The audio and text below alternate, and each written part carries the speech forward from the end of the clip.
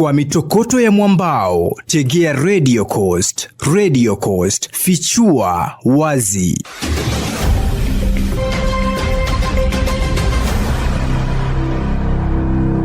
Bandari ya Lamu imekaribisha meli kubwa ya kubeba magari. Kulingana na mkurugenzi mkuu wa KPA, Kapteni William Ruto, aliyefika kuilaki meli hiyo huko Lamu, anasema hii ni dhihirisho bandari hiyo inafanya kazi.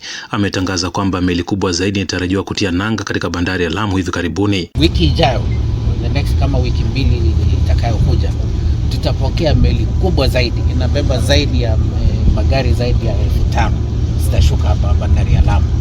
So kitu ya kwanza ya kushukuru watu ya Lamu pia naye ni kuwa wamekuwa ni watu wazuri wa kufanya kazi, sababu wale waendesha magari ya hapa tumechukua watu ya hapa, na nafurahia sababu wameonyesha ujuzi na hata imedhihirisha kuwa hata wenye meli wenyewe wamefurahia kwa kazi ile wanafanya. Naye meneja wa bandari hiyo ya Lamu, Kapteni Abdulaziz Mzee, amesema meli hiyo imebeba magari 3,000 na ilikuwa ikielekea Uarabuni.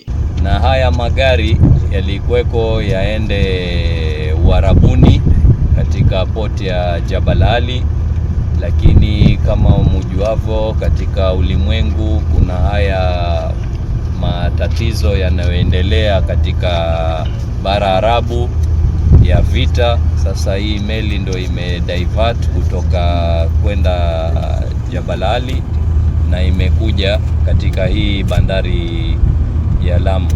Hayo kijiri, zaidi ya watalii 700 leo wamefika nchini wakitumia meli ya kifahari katika bandari ya Mombasa. Watalii hao wakitarajiwa kuzuru mbuga za wanyama na vituo mbalimbali hapa pwani. Today's arrival is not just another cruise ship. It is a strong signal of Kenya's growing position as a premier destination along the Indian Ocean cruise circuit. Each vessel and every visitor reflects increasing global confidence in Kenya as a safe, diverse and experience-rich destination. It's been a good year so far from 2026 up to now.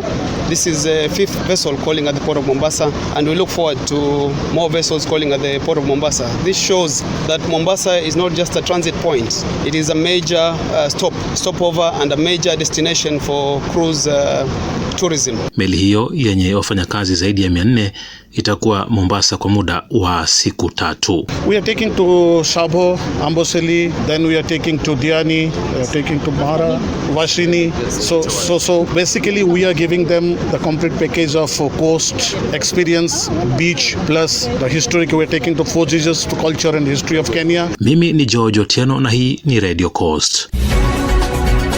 Mitokoto ya mwambao na Radio Coast. Radio Coast, fichua wazi.